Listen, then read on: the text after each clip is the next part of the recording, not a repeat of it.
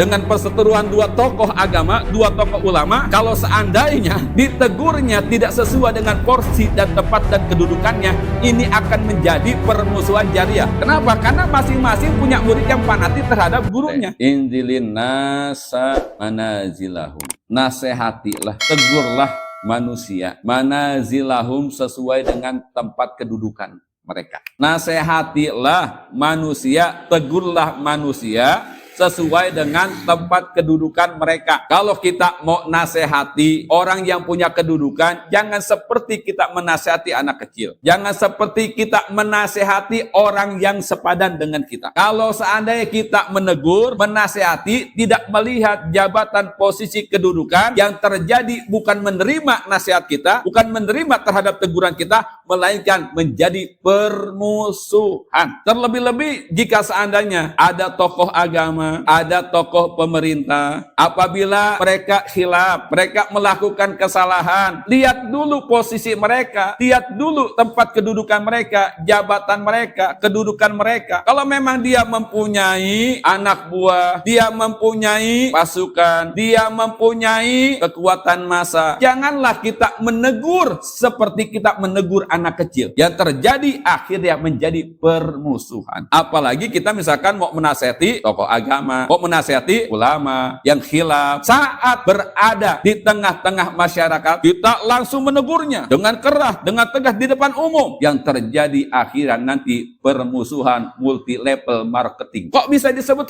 seperti itu? Contoh, misalkan ada ulama satu, si ulama A sama ulama B. Ulama A kesalahan waktu menyampaikan sebuah hukum di depan umum. Ulama B langsung menegur di depan umum. Pertanyaannya, terima ataukah tidak itu teguran terhadap si ulama A yang disalahkan oleh si ulama B? Jawabannya sudah barang tentu banyak yang tidak terima. Akhirnya terjadilah permusuhan multi level marketing. Si A mempunyai murid, si B mempunyai murid. Karena dua tokoh agama ini berseteru, yang satu tidak menerima, yang satu merasa benar. Terjadilah fanatik di antara guru. Ada si A mempunyai murid yang fanatik terhadap dirinya. Ulama si B ada dia punya murid fanatik terhadap gurunya. Itu bertemu di sebuah acara, bertemu di tengah-tengah jalan, kemudian tahu murid si A, tahu murid si B, terjadilah akhirnya permusuhan multi level marketing. Yang kita sebut adalah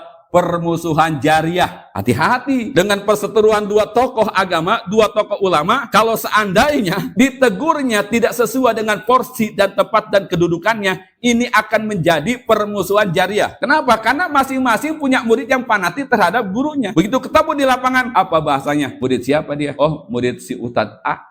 Dadah. Kita nggak usah pakai dia. Kenapa? Saya merasa sakit hati.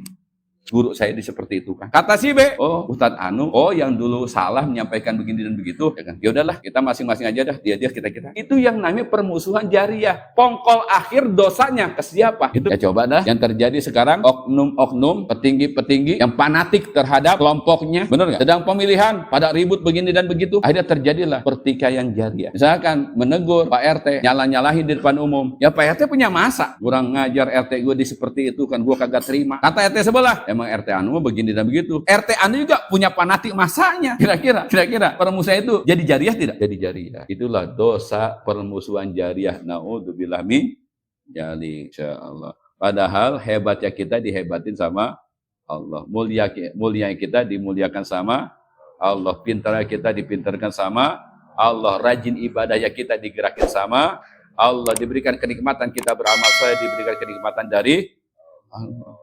Apa yang perlu kita banggakan? Selesai semacam itu.